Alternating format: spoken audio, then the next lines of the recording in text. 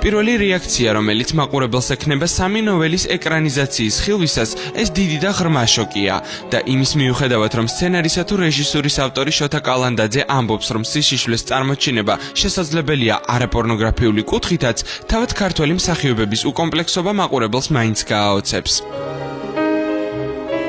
შოთა კალანდაძე არის რეჟისორი, რომელზეც ალბათ ბევრს ლაპარაკობენ და შეიძლება ყველამ არ მიიღოს მისი ხელოვნება.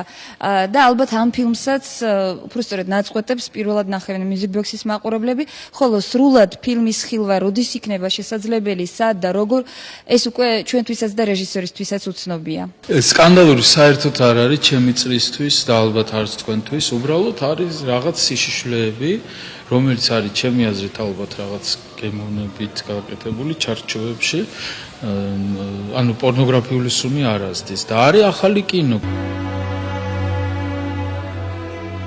თუმცა ვიწრო წრისთვის შექმნილი ნამუშევარი ფართო აუდიტორიასაც დააინტერესებს, რადგან ყოველდღიურად ჭიშველი თუ ნახევრად ჭიშველი ლიკა ქავჟარაძის, როლანდო ქროპირიძის თუ სხვა ხელოვნებისა და სპორტის წარმომადგენლების ხილვა სკანდალი ნამდვილად არის. საქართველო უყურებს ამერიკულ და ევროპულ ფილმებს, სადაც ეროტიკაც არის უკაცრავად, სექსიც არის და ყველაფერი და იღებს აბსოლუტურად ნორმალურად და წყნარად იღებს და რატომ არ უნდა მიიღოს მაგალითად ქართული ადამიანის ხედვა და მაინც ერთგვარად აუხსნელ ფენომენად რჩება, თუ როგორ შეუძლია ადამიანების დათანხმება მსგავს ნამუშევარში მონაწილეობის მიღებაზე. ფილმში სადაც განხილულია ყველა ტიპისა თუ ორიენტაციის ადამიანების განცდები და ურთიერთობები. ვაჩვენებ წინა გადაღებულ ფილმს, ზოგიერთი ისედაც მიცნობს და უკვე მე-3-4 ფილმშია ჩემთან მარინა კახიანის მონაწილეობს გამორჩა. ვამპირებზეა, გეებზეა, ქალიშვილის ინსტიტუტი საქართველოს ჩვენ ზოგჯერ 30 წლის ქალიშვილები ყავს, ხო? პრობლემაა და ეს ამ თემებს შევეხეთ ჩვენ.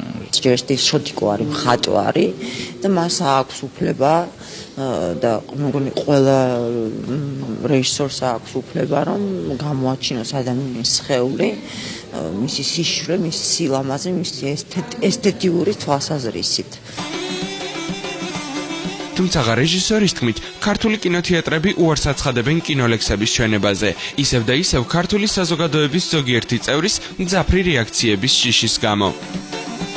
ეს შეიძლება გავიდეს ძალიან ვიწრო წრესთვის სამწუხაროდ კინოთეატრებმა ბევრმა თქვა უარი, იმიტომ რომ ეკლესია გადაკეტავს ქუჩას, იმასო, თეატრსო. ყველაფრის მიუხედავად, შოთა კალანდაძე შედეგებით კმაყოფილია, რადგან სამი ნოველას ეკრანიზაციამ სახელად კინოლექსები იმ წრის სიმპათიები დაიმსახურა, რომელიც რეჟისორისთვისაა საინტერესო.